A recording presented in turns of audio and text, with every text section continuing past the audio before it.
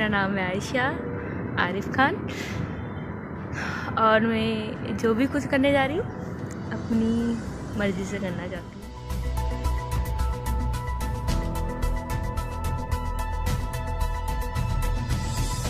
अस्सलाम वालेकुम, मैं हूं शम्स तबरेज़ कासमी और आप देख रहे हैं मिल्लत टाइम्स। आज एक और लड़की ने जहेज़ की खातिर ख़ुदकुशी कर ली है, ज़िंदगी से ख़ुद को आज़ाद कर लिया है। और ये वीडियो है गुजरात के अहमदाबाद की लड़की का नाम जिसने ख़ुदकुशी किया है आयशा आरिफ ख़ान है। आयशा आरिफ ख़ान को उसके शौहर ने इतना टॉर्चर किया, इतनी ज़्यादती की उसके साथ जहेज़ की खातिर कि उसने ख़ुदकुशी करना ही अपने लिए ज़रूरी समझा। ये वीडियो सोशल मीडिया पर वायरल हो रही है जिसमें आयशा ख़ान साबरमती नदी के सामने खड़ी होकर अपनी वीडियो बना रही है। वीडियो में पूरी दास्तान बता रही है, अपना नाम कह रही है, वजह बता रही है और ज़िंदगी के तल्ख़ हक़ाइक़ को उस वीडियो में क़ैद करके बता करके अपने हस्बैंड को शेयर करती है, सेंड करती है और फिर वो उस नदी में कूद जाती है। पहले आयशा आरिफ ख़ान की ये वीडियो देखिए, उसके बाद बताएंगे इस ताल्लुक़ से कुछ और ज़रूरी तफसीलात और ये भी कि ख़ुदकुशी करने से पहले आयशा आरिफ ख़ान की अपने वालिद से क्या बातचीत हुई। क्या कहें, ये समझ लीजिए खुदा की ज़िंदगी इतनी ही होती है और मुझे इतनी ही ज़िंदगी बहुत सुकून वाली मिली। और डियर डैड, यार कब तक लड़ेंगे अपनों से? कैश विड्रॉल कर दो। नहीं करना। ये आयशा लड़ाई के लिए नहीं बनी। प्यार करते हैं आरिफ से, उसे परेशान थोड़ी ना करेंगे। अगर उसे आज़ादी चाहिए ठीक है, वो आज़ाद रहे। चलो, अपनी ज़िंदगी तो यहीं तक है। मैं खुश हूँ कि मैं अल्लाह से मिलूँगी, उन्हें कहूँगी कि मेरे से गलती कहाँ रह गई। माँ बाप बहुत अच्छे मिले, दोस्त भी बहुत अच्छे मिले, बस शायद कहीं कमी रह गई मुझ में या शायद तकदीर में। मैं खुश हूँ, सुकून से जाना चाहती हूँ। अल्लाह से दुआ करती हूँ कि अब दोबारा इंसानों की शक्ल ना दिखाए। एक चीज़ ज़रूर सीख रही हूँ, मोहब्बत करनी है तो दो तरफ़ा करो, एक तरफ़ा में कुछ हासिल नहीं। चलो, कुछ मोहब्बत तो निकाह के बाद भी अधूरी रहती है। ये प्यारी सी नदी, प्रे करते कि मुझे अपने आप में संभाले और मेरे पीठ पीछे जो भी हो प्लीज़ ज़्यादा बखेड़ा मत करना। मैं हवाओं की तरह बस बहना चाहती हूँ और बहते रहना चाहती हूँ, इसी के लिए नहीं रुकना। मैं खुश हूँ आज के दिन कि मुझे जो सवाल के जवाब चाहिए थे वो मिल गए और मुझे जिसको जो बताना था सच्चाई वो बता चुकी। बस काफ़ी है। Thank you. और मुझे दुआओं में याद करना, क्या पता जन्नत मिले या नहीं मिले। चलो, अलविदा।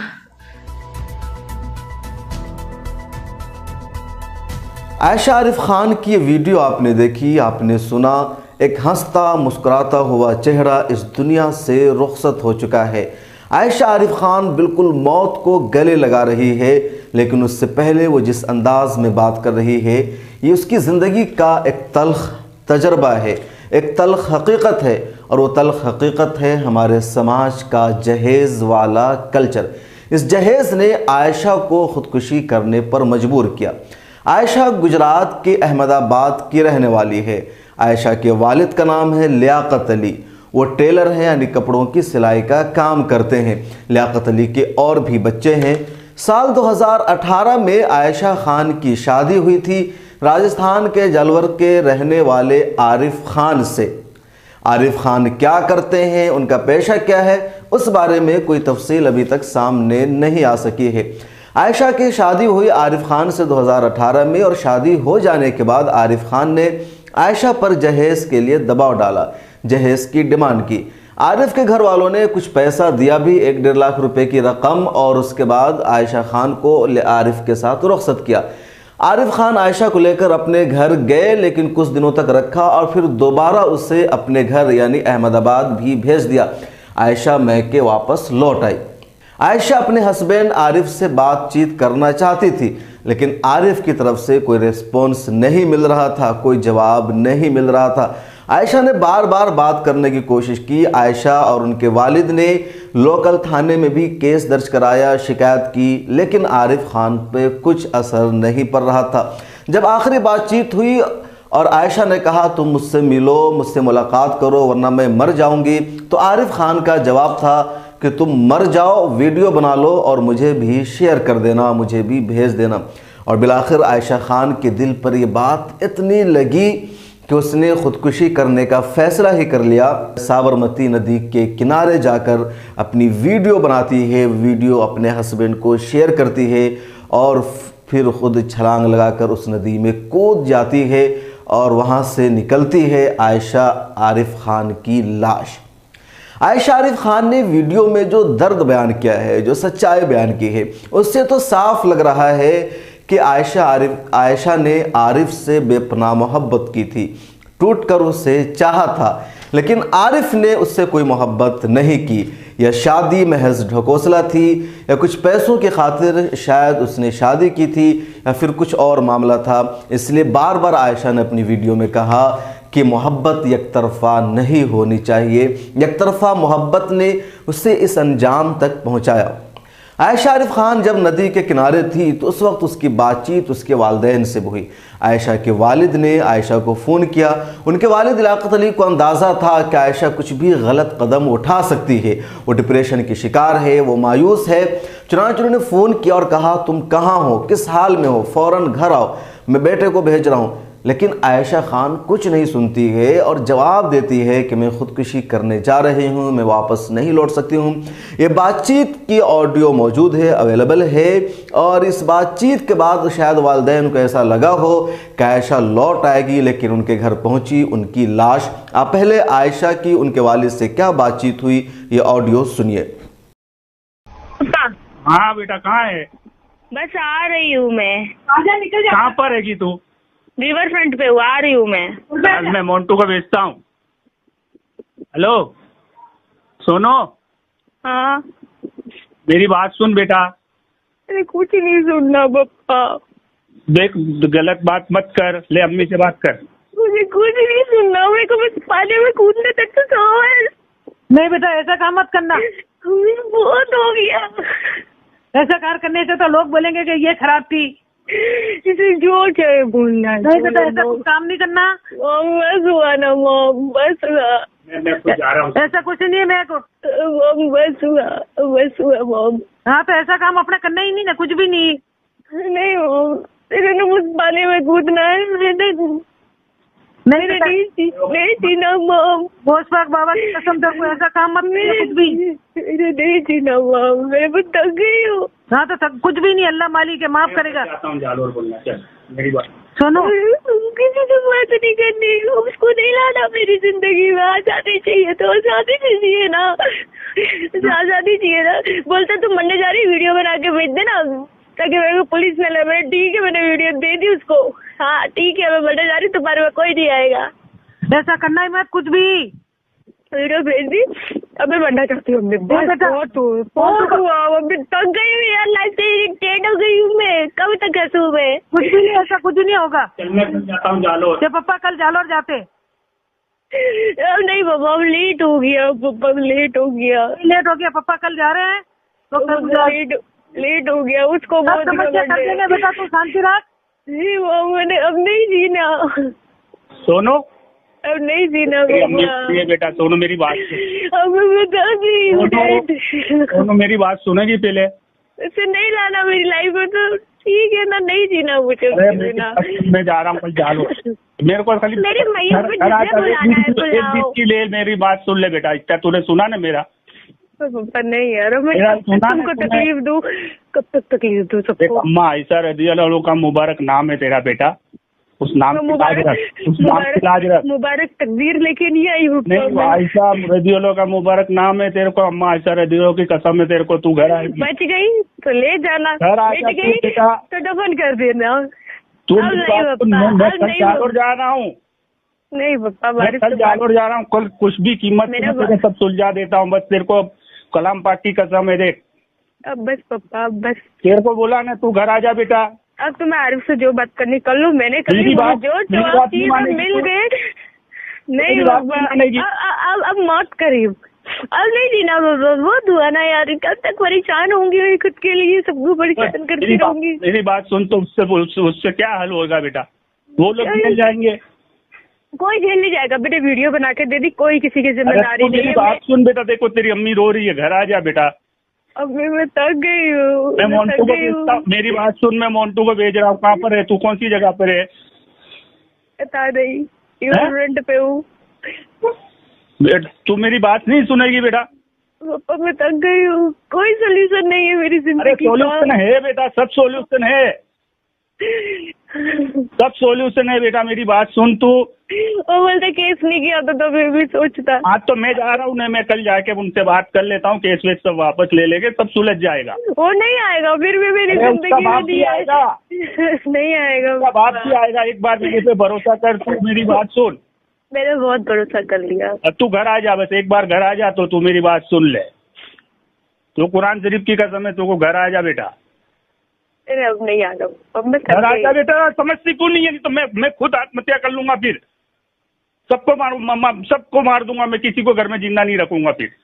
मैं आ रही हूँ, फिर आ रही हूँ।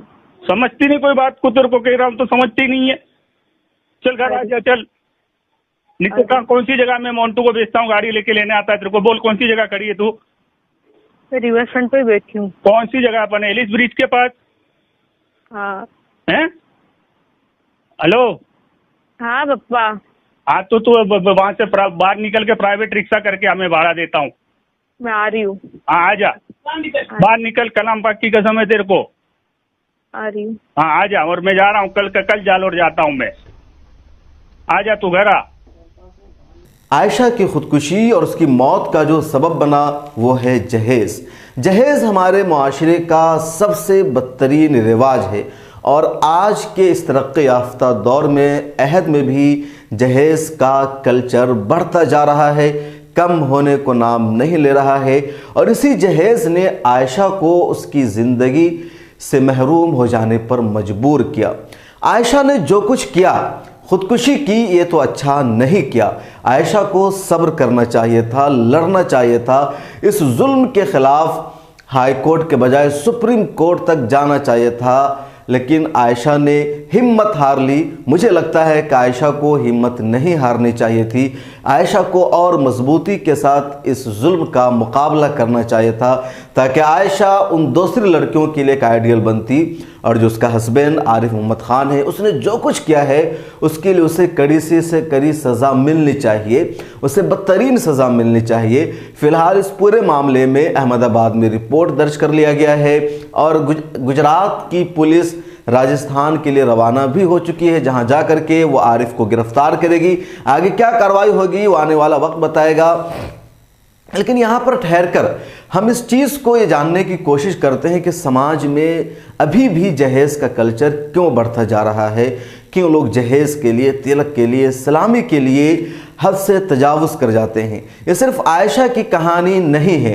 आयशा ने वीडियो बनाई, आयशा एक तालीम याफ्ता लड़की थी, उसने एक अलग अंदाज में मुस्कुराते हुए वीडियो बनाई, वो सोशल मीडिया पर वायरल हो गई। वरना ऐसे दसियों मामला थे जहाँ लड़कियों ने जहेज़ की वजह से या सास ससुर के रवैये की वजह से तंग आकर के अपनी ज़िंदगी कुर्बान कर दी है, ख़ुदकुशी कर ली है। या बहुत सारी ख़वातीन ऐसी मौजूद हैं जो तलाक़ याफ्ता हो चुकी है, और उनके तलाक़ का जो रीज़न रहा है वो रीज़न रहा है यही जहेज़। इसलिए आयशा ख़ान जैसी लड़कियों को आगे बढ़ना चाहिए था, कोर्ट का दरवाज़ा खटखटाना चाहिए था, और इन जैसे लोगों को जेल की सलाखों के पीछे जाना चाहिए जो जहेज़ की मांग करते हैं, जो जहेज़ का दबाव डालते हैं।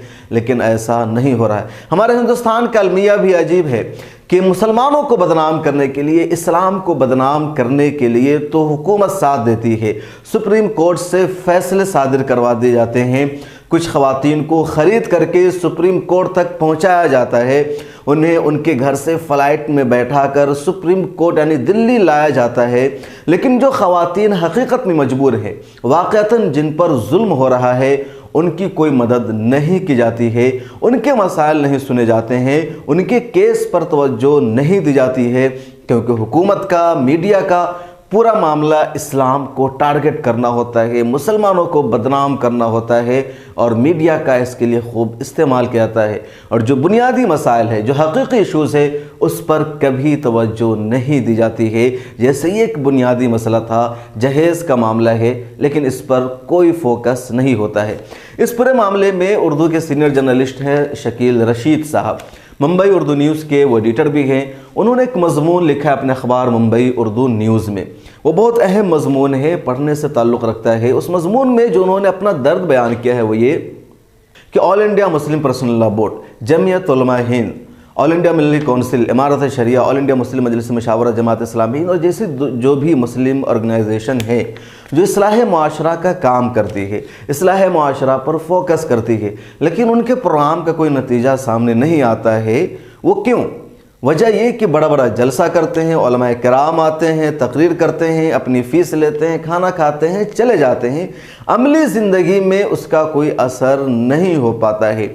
अमली ज़िंदगी में इसका कैसे असर होगा, समाज इससे कैसे निपटेगा, इस पर काम करने की ज़रूरत है और ये नहीं हो रहा है।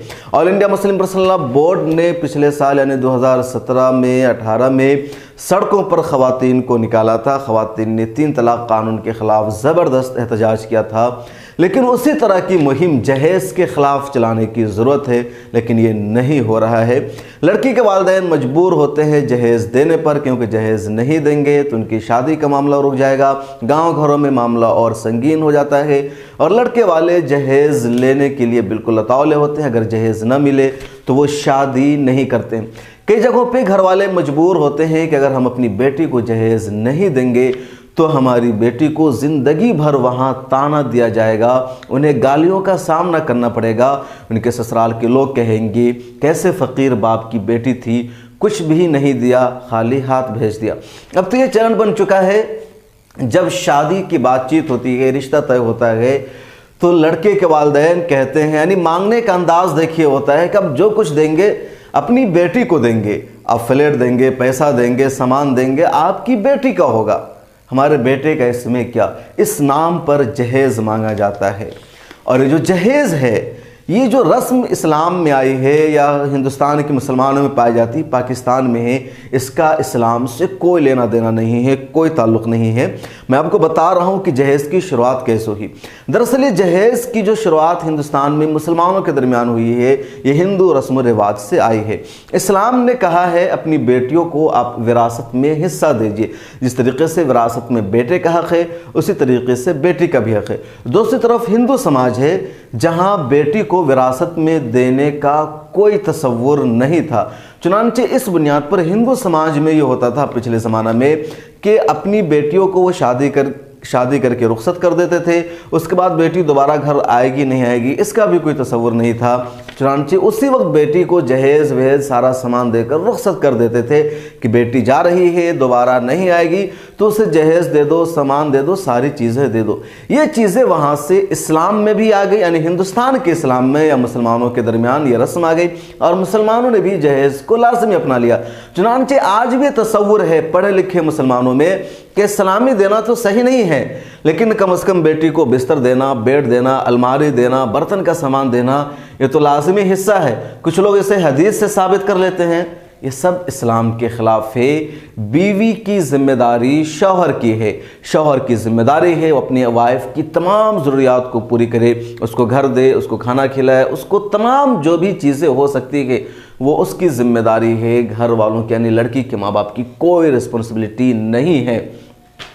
लेकिन हमारे यहाँ इसका बिल्कुल ही उल्टा हो रहा है और जो चीज़ें ज़रूरी है विरासत देना बेटियों को, उस पर हमारे समाज में अमल नहीं हो रहा है। तो आज से यहद कीजिए, अगर आप हमारी इस वीडियो को देख रहे हैं, हमारे इस प्रोग्राम को देख रहे हैं, तो आप जहाँ कहीं भी है आप अपने घर में इसकी सलाह कीजिए, अपने पड़ोसियों में इसकी सलाह कीजिए। अगर आप मस्जिद के इमाम हैं तो तकरीर में इस बात पर फोकस कीजिए। अगर आप मोहल्ले के सरबराह हैं तो अपने लोगों को समझाइए। हर उस शादी का बायकॉट कीजिए जहाँ जहेज़ दिया जाता है, उस शादी में जाने से इनकार कीजिए जो लोग बारात लेकर जाते हैं, उस शादी में जाने से गुरेज कीजिए जहाँ ढेर सारा सामान आता है। आजकल तो मैं ये देख रहा हूँ कि शादी से पहले ही लड़के के घर पर पूरा जहेज़ का सामान पहुंचा दिया जाता है। अगर 20 तारीख को बारात जानी है तो 18 या 19 तारीख को ही लड़के के घर पर लड़की की जानिब से 2-3 ट्रक में सामान आ जाता है। बेड, बिस्तर, ये बर्तन, सारी चीज़ें होती है, मतलब पंखा, एसी, फ्रिज, टीवी, रेडियो और आज के ज़माने में लैपटॉप, मोबाइल, सारी चीज़ें दी जाती है। और पहले घर वाले देख लेते हैं तो मुतमईन हो जाते हैं कि हाँ लड़की वाले ने अच्छा दिया है, अब चलो बारात चलते हैं, निकाह होगा। नहीं, निकाह से पहले ही आजकल सारा जहेज़ वसूल कर लिया जाता है। लड़की वालों की मजबूरी होती है कि अगर वो इतना पहले जहेज़ का सामान नहीं भेजेंगे तो उन्हें डर लगता है कि लड़का आएगा, बारात आएगी, नहीं आएगी, ऐसा ना हो कि ऐन मौका पर इनकार कर दे ये कह करके कि निकाह से पहले हमें जहेज़ का सामान ही नहीं मिला है। तो लड़की वालों की कहीं ना कहीं मजबूरी होती है, उन्हें खौफ रहता है, लेकिन लड़के वालों की कोई मजबूरी नहीं होती, उनका शौक़ होता है।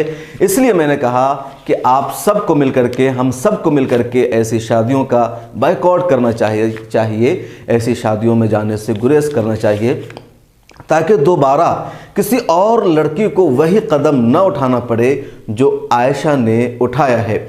मेरी इन बातों से अगर आप इत्तेफाक करते हैं तो कमेंट सेक्शन में ज़रूर लिखिए। इस मुहिम को आम कीजिए, इस वीडियो को ज़्यादा से ज़्यादा शेयर कीजिए। अगर आप हमें यूट्यूब पर देख रहे हैं तो चैनल को सब्सक्राइब करें, और फेसबुक पर देख रहे हैं तो पेज लाइक करें। इसके अलावा ट्विटर, इंस्टाग्राम और दीगर जगहों पर भी मिल्लत टाइम्स को फॉलो करें। फिर मुलाकात होगी किसी और वीडियो में। अल्लाह हाफिज़। मिल्लत टाइम्स को आपकी ज़रूरत है, हमारी आप माली मदद करें। हर महीने सिर्फ 100 रुपये और 1 साल के लिए एक साथ सिर्फ 1000 रुपये। रकम भेजने के लिए यहाँ दिए गए फ़ोन पे, गूगल पे और पेटीएम नंबर का इस्तेमाल कर सकते हैं।